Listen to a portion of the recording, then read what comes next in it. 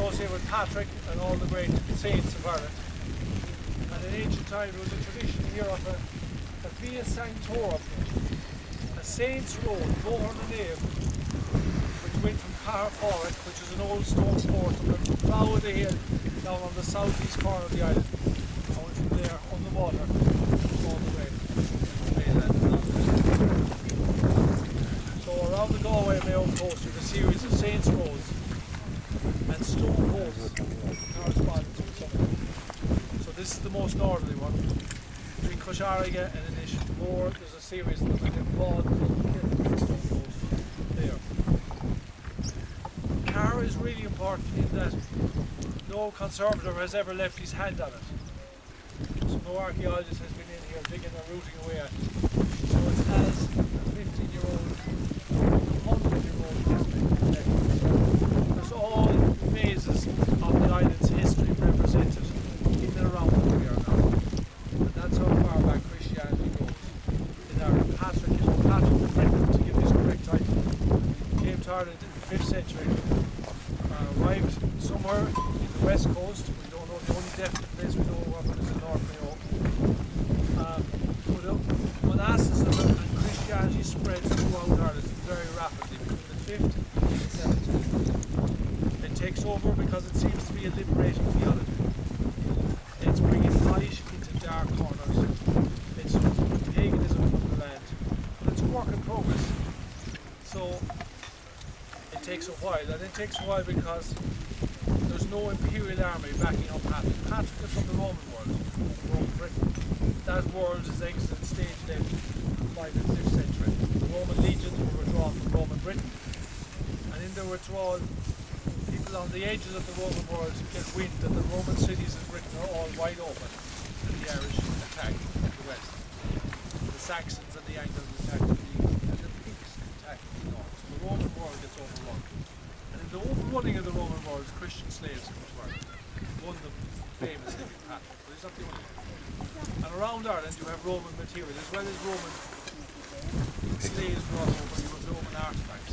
In the period just before the end of the Roman world, great gifts were lavished on Irish tribes on these coasts. Buy them off, effectively. That's how the Romans dealt with the everything. They conquered them, or else they didn't deal with them. And they gave them great gifts. And the Romans survived for 8 centuries dealing with people on the edge of the frontier. I think Gaelic Irish were one of those. The Romans give Ireland their name, the Scots, as they're called, the Scoti. And Christianity comes from Rome because it's Christian. And Ireland is beyond the frontier. So by the 5th century, Christianity begins to take root on the east coast of Ireland. There have been another introduction in the southwest, the peninsula, and into the lovely world of Waterford. So there's different strands of introduction. Ireland is not home to the Roman world, it's traders coming up. The earliest map we have of Ireland is Alexandria in Egypt. And so there's Roman and there's Greek merchants trading in and out of Ireland. They go to the shape of the place, they go to harbours. And Christianity is coming from that contact. When they arrive in Ireland, there are thousands of them scattered here and there. Holy wells, sacred mountains, Bill is the Irish word for the sacred tree. If you want to buy an Irish person, so they had to work away with existing culture, absorbing some of it, crushing more. Gradually by the 7th century, Ireland is largely Christian, and we know that because the graves are now switched, and the east-west graves from the end of the west facing Jerusalem. And where you're standing now is in the middle of the 7th century, on the site of the early church, which no longer survives. The early church would be a small sod church with a stone wall base with a timber roof.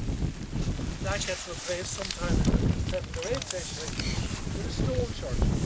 We worked at Croagh Patrick and we excavated a lovely little sunken church right on the summit of Croagh Patrick, the earliest stone church in West Ireland. Later on, that small upturned boat-shaped origin was changed again into a small rectangular church, very like the one you're actually in. This little building here is from the later Middle Ages, when the O'Malley's are owned. And this little medieval church dates from about 1550 to 1600. So what does that mean? There's people living on the island still at that time. And So when the rebuilding of churches, what happens is so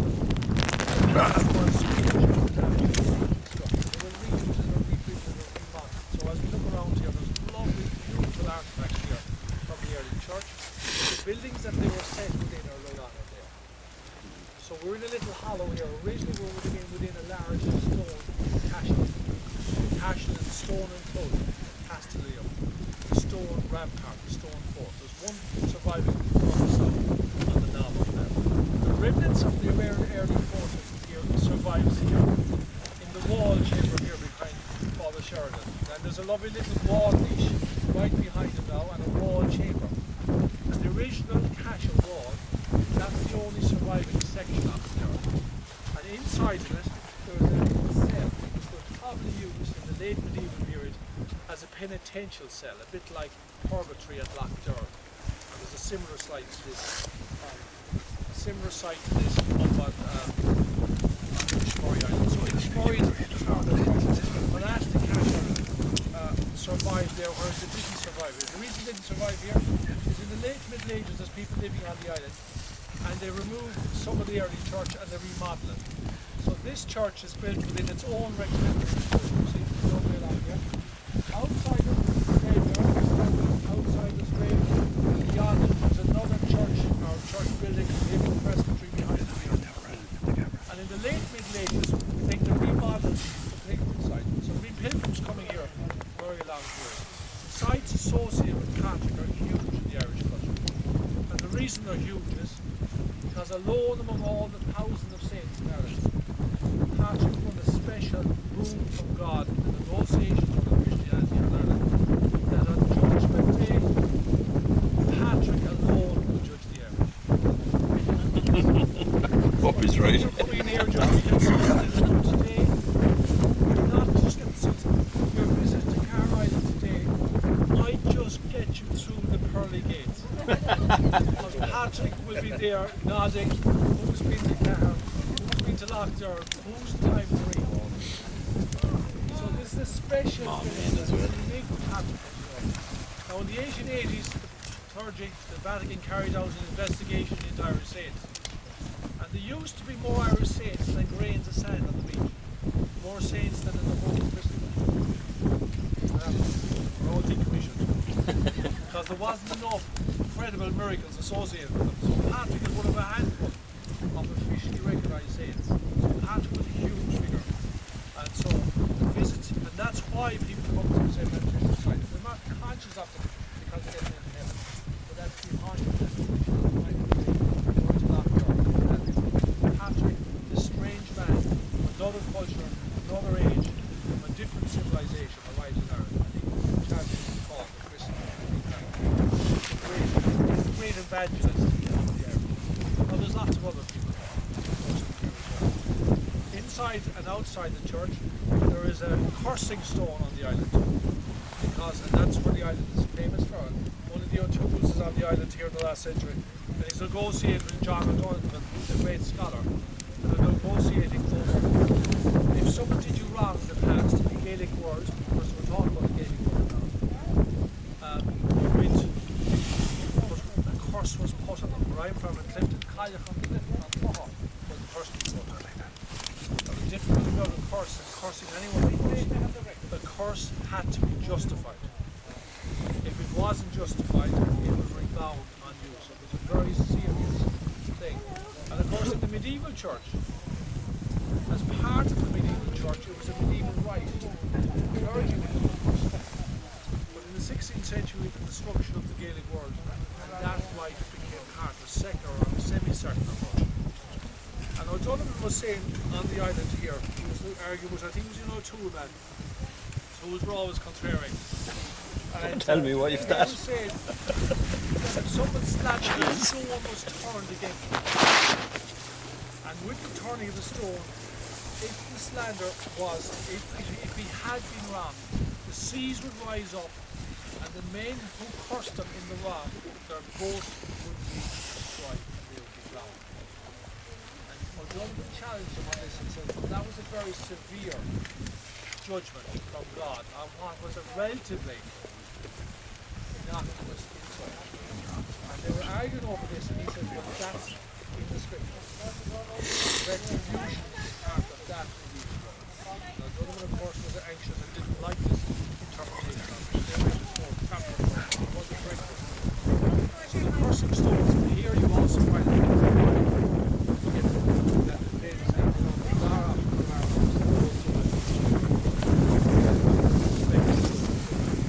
1580s, there's an English official and he's drawn a map in the story, and it says there were 5 speckled stones on the altar there. And if a monk called Scanlan turn them against you, that you shall die within. This is the whole medieval world that was still operational. I was here at Mass 20 years ago or so, and there was a beautiful slab just here, the earliest slab. There's lots of beautiful slabs here. Look down with the man who are waiting on the boat there.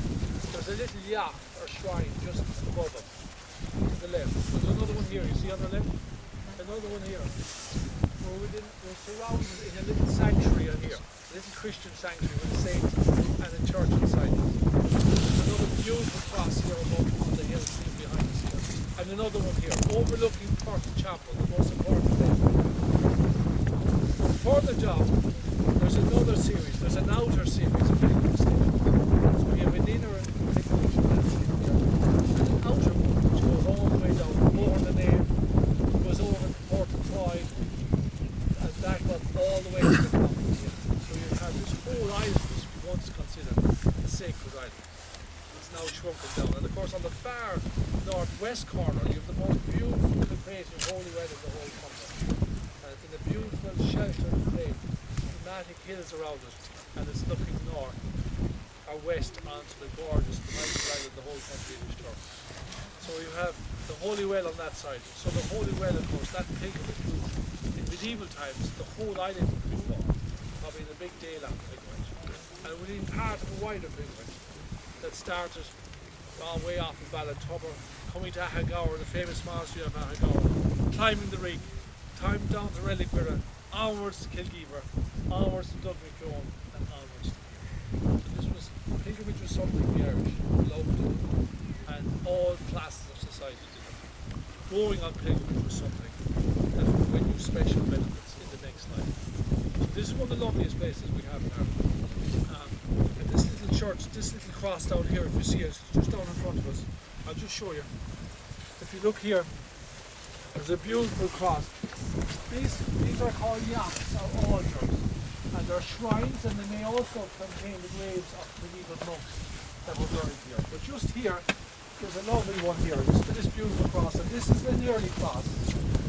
And in the water underneath it, you have, now there's water, there's a beautiful carved cross all the way through here. So if we were to excavate here, I'm not doing the group, I don't think there's any excavation, there's a whole early Christian cemetery here. So this is from the 8th century, and that would be back on the early church. These stones here are some of the most beautiful stones in the whole country. And this is pumice, a pumice stone. See how strong they are from Connemara? It's a volcanic stone from Hekla in Iceland, from down on the currents. And this beautiful cross here, I won't disturb Father Sheridan, Father Sheridan. Well, there's just, look at this beautiful cross here. Another one here. There are crosses on the 4 corners of this enclosure. Look at this beautiful one here. 1, 2, 3, and 4. Am I allowed to move these for 1 second? No problem. Because it's turned upside down. I'm sorry now for disturbing you. But there is a reason for it. And I hope. And one of the magical crosses on the whole island, and there are many of them here, there's about 15 of them, is this beauty here. You see?